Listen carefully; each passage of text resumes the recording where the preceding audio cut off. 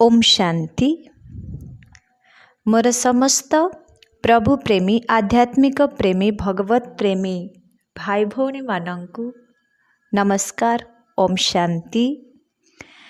जहा हेउ आपण मानकर भल पाइबा मते बहुत प्रेरणा जगाउची, सेथिपई आपण मानंकु बहुत बहुत मो तरफरु धन्यवाद। गत अध्याय आमे भारतर उत्थान पतन एवं 84 जन्मर कहानी शुणिथिले।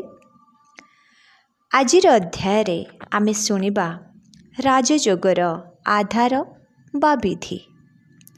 संसार रे अनेक प्रकारर जोग रहिछि। समस्त जोग भितरे राजा हेउछि राजयोग। कारण जोगर वास्तविक अर्थ हैला मिशाण बा मिलन। कहार कहा सहित मिलन? आत्मार परमात्मांक सहित मिलन। आत्मा और परमात्मांकर सर्वश्रेष्ठ मिलन को ही राजयोग कहा जाय थाए। साधारणतः आजिकाली संसार रे अनेक जोग गुरु बाहरिलेଣି। सेमाने सबु जो जोग शिखाउचंदी से हैला शारीरिक जोग बा शरीर द्वारा करा जाउथिबा जोग, जाहाको हठ जोग कहा जाय। से सबु योगाभ्यास द्वारा शरीर सुस्थ रहिबो, किंतु खाली शरीर सुस्थ रहिले कौन हेबो? मनरे जदि सुख शांति आनंद नथिबो। तेणु शारीरिक सुस्थता सहित मानसिक सुस्थता मध्य दरकार। राजयोग अभ्यास द्वारा मानसिक सुस्थता बा मनरे संतुलन आसीथाए। राजयोग हेउछि एक मानसिक स्तरर जोग। मन को प्रभु मिलन रे तल्लीन अवस्था को नहीं जिबा हेउछि राजयोग। मन को प्रभु प्रेम रे बुड़ाई रखिबा ही हेउछि राजयोग। मन को अतिमानस स्तर को नहीं जिबा ही राजयोग। तापरे देखिबा आमे राजयोग काहे के अभ्यास करिबा। देखंतु प्रथमे आमे गोटे एग्जांपल नबा। वर्तमान इलेक्ट्रॉनिक्स मीडिया रो जुग चलीची। समस्तंक हाथ रे मोबाइल फोन। आजिकाली मोबाइल रो व्यवहार एते परिमाण रे बढ़ी जाइछि जे जहा कथारे कहिएब नाही। मोबाइल भितरे गोटे बैटरी थाए। जदि बैटरी चार्ज नाही तेबे कॉस्टली मोबाइल हेले भी किछि काम रे आसे नाही। एठारे प्रश्न उठुची, बैटरी चार्ज और डिस्चार्ज कौन? बैटरी डिस्चार्ज रो अर्थ ता भितरे थिबा सेल गुड़िक विशृंखलित हो जाए। आउ चार्ज हेबार अर्थ ता भितरे थिबा सेल गुड़िक व्यवस्थित बा श्रृंखलित अवस्था को आसी थाए। एहा हेला बैटरी चार्ज एवं डिस्चार्ज। ठीक सेही परी आम शरीर एक मोबाइल सदृश। शरीर रे थिबा आत्मा हेउछि मोबाइल रो बैटरी सदृश एवं आत्मा रूपक बैटरी आज डिस्चार्ज हो जाइछि। आमे किपरि जानिबा जे आम आत्मा रूपी बैटरी डिस्चार्ज हो जाइछि बोली? तार एग्जांपल हैला, प्रथमे मनुष्यर प्रत्येक एक्टिविटी विशृंखलित, मनुष्यर मन भी विशृंखलित, मनुष्यर कर्म भी विशृंखलित, मनुष्यर वचन विशृंखलित, मनुष्यर सारा जीवन शैली विशृंखलित। कारण आत्मा रूपक बैटरी डिस्चार्ज। तेणु बैटरी चार्ज नथिले जेमिति जेते दामी मोबाइल हेले कौन हेबो ताहा मूल्यहीन हो जाए, सेहीपरि आत्मा रूपक बैटरी जदि चार्ज नाही ताहेले मनुष्य जीवन निरर्थक बा मूल्यहीन हो जाए थाए।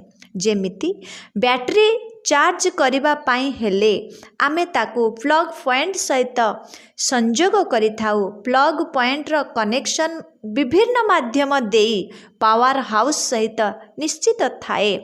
ठीक सेमिति आम आत्मा रूपक बैटरी को चार्ज करिबा पाई सुप्रीम पावर हाउस परमात्मांक सहित कनेक्शन जोड़िबा पाई पड़िबो। एवं आत्मा तार पिता परमात्मांक सहित कनेक्शन जोड़िबा ही हेउछि प्रकृत राजयोग। तेणु राजयोग आमको निहाती अभ्यास करने को पड़िबो। राजयोग अभ्यास द्वारा आम मन वचन कर्म सब श्रृंखलित हो जिवो। आम जीवन शैली रे परिवर्तन आसीजिवो। एई राजयोग अभ्यास करबा पाई कौन करबा दरकार? राजयोग अभ्यास करबा पाई मनरे एकाग्रता दरकार। मनर एकाग्रता केवल प्रभु चिंतन द्वारा ही आसी थाए। एठारे राजयोगर 3टी आसन विषय रे आमे वर्तमान आलोचना करिबा। प्रथमे चमड़ासन।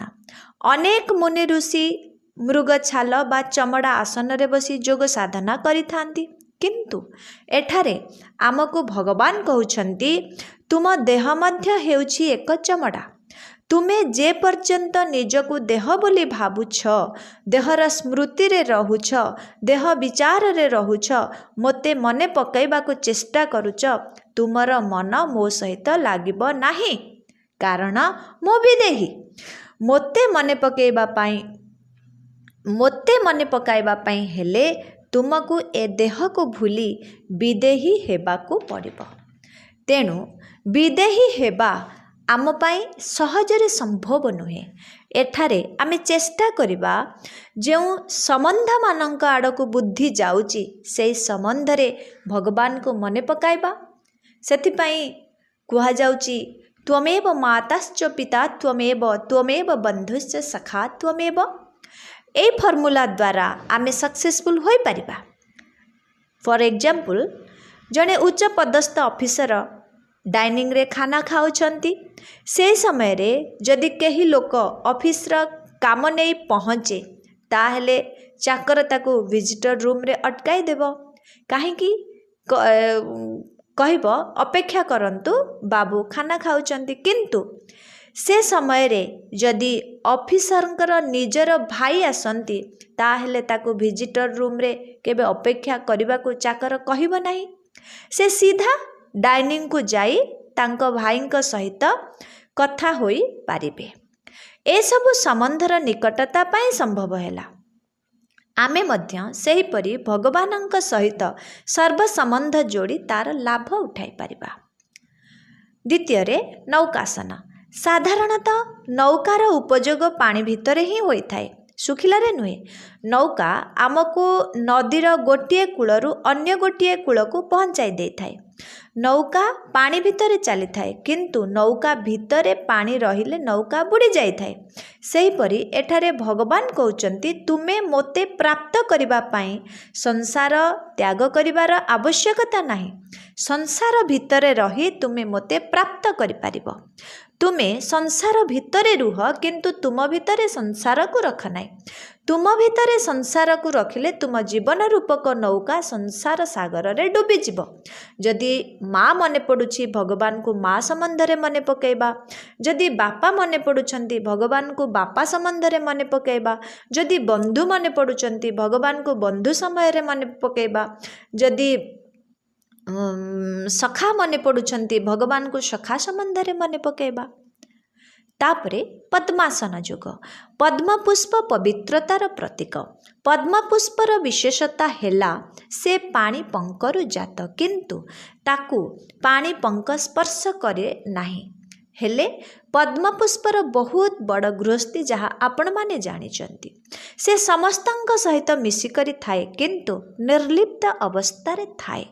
तेणु भगवान कहउचंती हे संतान माने तुमे एई पाप पंकिला संसार भितरे रुह, किंतु संसारर पाप पंक तुमको स्पर्श न करू।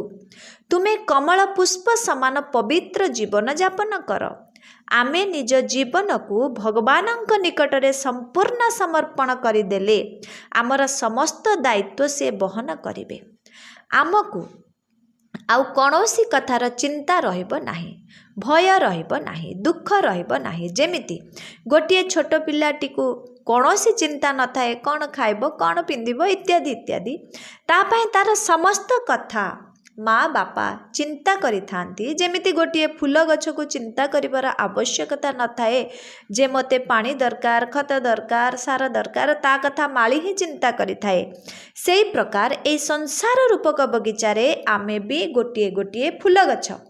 आम कथा चिंता करिबा पाई भगवान माली अछंती। जेमिति टिकी टिकी कुकुड़ा छुआ माँ सहित चरुथिबे। जदि कौनसी विपद आसे ତାହେଲେ ମା କୁକୁଡ଼ା ତାଙ୍କୁ ଡେଣା ଭିତରେ ଲୁଚାଇ ଦେଇଥାଏ। ସେହିପରି କୌଣସି ବିପଦ ଆମ ଉପରକୁ ଆସିଲେ ଭଗବାନ ଘଣ୍ଟ ଘୋଡ଼େଇ ଆମକୁ ରକ୍ଷା କରିଥାନ୍ତି। ଯେମିତି ଜଣେ ରାଜା ବିଶ୍ରାମ କରୁଥିବା ସମୟରେ ଜଣେ ପ୍ରଜା କୌଣସି ଏକ କାମ ନେଇ ରାଜାଙ୍କୁ ଦେଖା କରିବାକୁ ଆସିଲେ ପ୍ରହରୀ ସେ ପ୍ରଜାଙ୍କୁ ବାହାରେ ଅଟକାଇ ଦିଏ ବା ଫେରାଇ ଦିଏ ଯେ ରାଜା ବିଶ୍ରାମ କରୁଛନ୍ତି, ବର୍ତ୍ତମାନ ଦେଖା ହୋଇପାରିବ ନାହିଁ। ଠିକ୍ ସେହି ସମୟରେ ଦୌଡ଼ି ଦୌଡ଼ି ଆସୁଥିବା ଛୋଟ ରାଜକୁମାରଙ୍କୁ ପ୍ରହରୀ ଦାସଦାସୀ କେହି ଅଟକାଇ ପାରନ୍ତି ନାହିଁ। ସେ ସିଧା ରାଜାଙ୍କ କୋଳରେ ଯାଇ ବସିଯାଏ।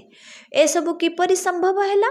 କେବଳ ସମ୍ବନ୍ଧର ସମୀପତା। ଠିକ୍ ସେହିପରି ଆମେ ଯେତେବେଳେ ନିଜକୁ ଈଶ୍ୱରଙ୍କ ସନ୍ତାନ ବୋଲି ଭାବିବା, ସନ୍ତାନ ହିସାବରେ ତାଙ୍କ ପାଖରେ ଥିବା ସମସ୍ତ ଐଶ୍ୱର୍ଯ୍ୟ ପୈତୃକ ସମ୍ପତ୍ତିର ଆମେ ଉତ୍ତରାଧିକାରୀ ହୋଇପାରିବା। ଆମେ ଯେତେବେଳେ ଟିକିଏ ପ୍ରଭୁ ଚିନ୍ତନ କରିବା ପାଇଁ ବସୁଛେ, ଆମ ମନରେ ଏକାଗ୍ରତା ଆସୁନାହିଁ। କାରଣ ଆମେ ନିଜକୁ ଦେହ ବୋଲି ଭାବୁଛେ। ନିଜକୁ ଦେହ ବୋଲି ଭାବିଲେ କାମ, କ୍ରୋଧ, ଲୋଭ, ମୋହ, ଅହଙ୍କାର ଯୁକ୍ତ ନକାରାତ୍ମକ ସଂକଳ୍ପ ଆମ ଏକାଗ୍ରତାକୁ ଭଙ୍ଗ କରୁଛି। ଆମେ ଯେତେବେଳେ ବୁଝିଯିବା ଯେ ଏ 5 ବିକାର ମଣିଷର ପ୍ରଧାନ ଶତ୍ରୁ, ଯିଏ ଆମକୁ ବିପଥଗାମୀ କରାଉଛି ବା ଆମକୁ ଅମଣିଷ କରିଦେଉଛି, ସେତେବେଳେ ଆମେ ଏ 5 ବିକାରଠୁ ଦୂରେଇ ରହିବା।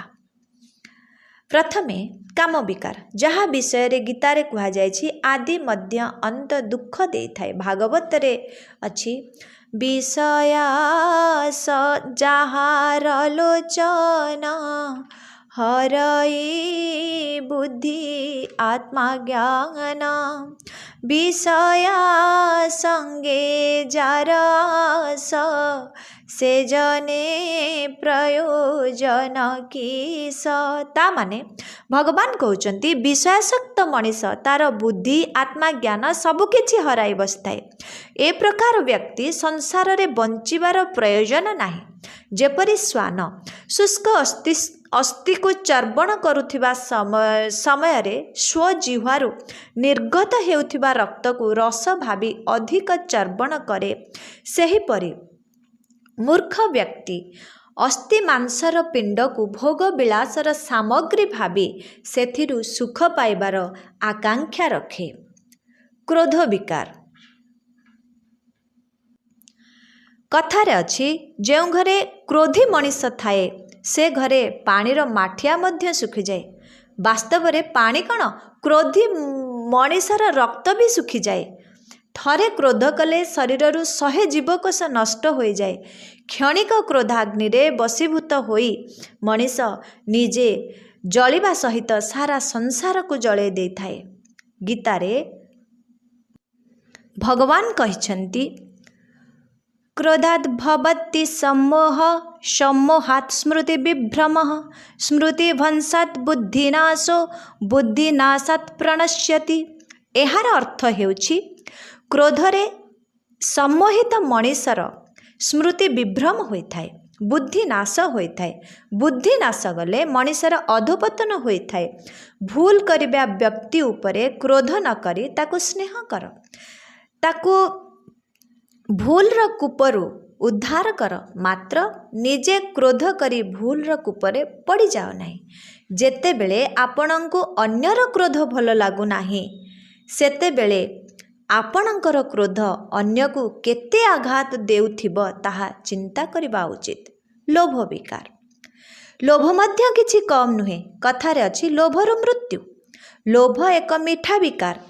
ଯେମିତି ପିମ୍ପୁଡ଼ି ଗୁଡ଼ ଦ୍ୱାରା ଆକର୍ଷିତ ହୋଇ ସେଥିରେ ଲାଖି ଯାଆନ୍ତି, ସେହିପରି ଯେଉଁ ଲୋକ ଲୋଭର ବଶବର୍ତ୍ତୀ ହୋଇଯାଏ ସେ ମଧ୍ୟ ନିଜକୁ ସେଥିରେ ହଜାଇ ଦିଏ। 3 ଇଞ୍ଚ ଜିହ୍ୱାର ଲାଳସାରେ ବୁଡ଼ି ମୂଷା ସଦୃଶ୍ୟ ସଂସ୍କାର ରୂପୀ ଜନ୍ତାରେ ପଡ଼ି ରହିବା ଅର୍ଥାତ୍ ମାଛ ସଦୃଶ୍ୟ ଛନ୍ଦି ହୋଇ କାଳଫାସ ମଧ୍ୟରେ ଅଟକିବା ବା ଧର୍ମଭ୍ରଷ୍ଟ ହୋଇ ଧର୍ମରାଜ ସାଜିବାରେ କି ଲାଭ ଥାଏ?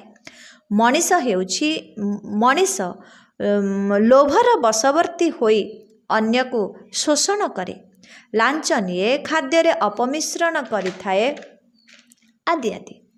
ଆଜିର ମଣିଷ ପେଟ ପାଇଁ କମାଇ କରୁନାହିଁ, पेटी पाई कमाई करुछि। मनीष भाबुछि मु एते धन संचय करिबि जे जेमिति मोर पुओ नाती अणनाती पणनाती सप्त पुरुष पर्यंत आउ केही गरीब हेबे नाही।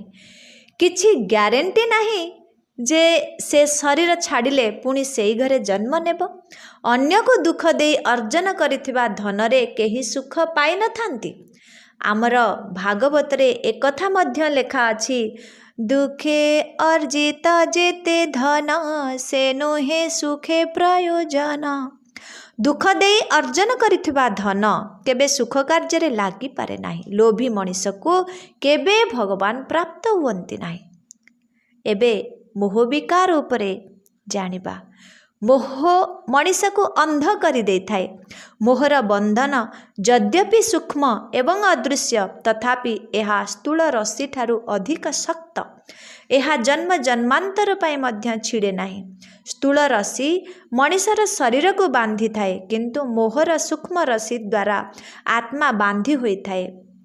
भगवान कहउचंती समस्तंक प्रति स्नेह रखिबा किंतु स्नेह जेउठी मोहर रूप नहीं थाए सेठी दुख देई थाए।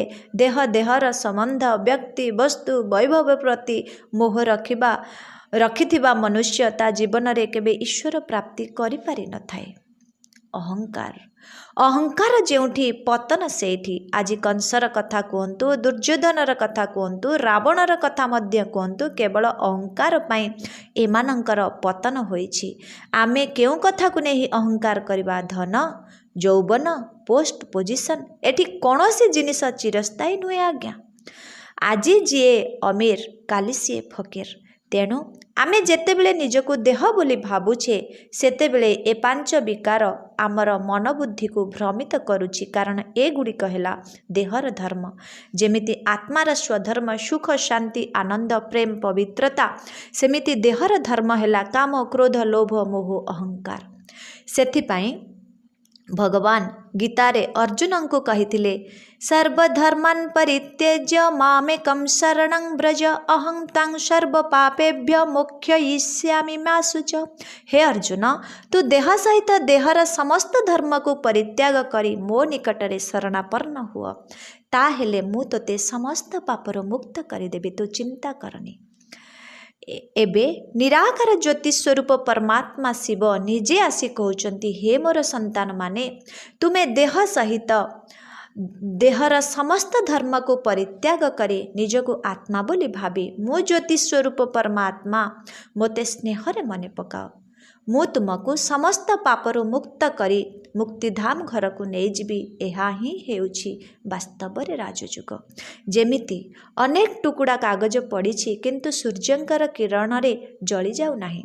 जदि कौनसी जब काच द्वारा सूर्यंक किरण को पॉइंट आउट करी कागज उपरे पका जाए तेबे कागजटी जली जाए। सेहीपरि भगवान को समस्ते डाकुचंती सत किंतु एकाग्र मनबुद्धि रे भगवान को स्मरण कले तांकर ईश्वरीय शक्ति एकत्रीकरण होई आत्मा उपरे पड़िबो ओ आत्मार जन्म जन्मांतरर पापकर्म योगाग्नि द्वारा भस्मीभूत होई जिवो। जेमिति गोटिए बल्ब जलाइबा पई हेले आमको वायर प्लास्टिक आवरण काटी तंबा तार को तंबा तार सहित कनेक्शन करिबा पई पड़िबो तेबे जाई करेंट पास करूची बोली आमे जानी परिबा। सेही परि आत्मा हेला तंबा तार शरीर हेला प्लास्टिक आवरण। शरीर को भूली आत्मा को एकाग्र मनबुद्धि द्वारा परमात्मा सहित जोड़िबा को पड़िबो तेबे ईश्वरीय शक्ति रूपी करेंट आम आत्मा को मिलिबो एवं आत्मार ज्योति प्रज्वलित हेबो एवं आम जीवन सुख शांति आनंदमय होइजिवो।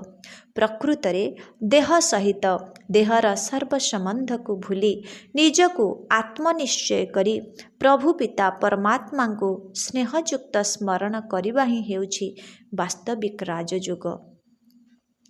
मोर समस्त भाई भौणी माने आध्यात्मिक प्रेमी प्रभु प्रेमी भगवत प्रेमी भाई भौणी माने मु आजिर विषय को एठी रखी आपण मानक ठारू विदाय नेउछि।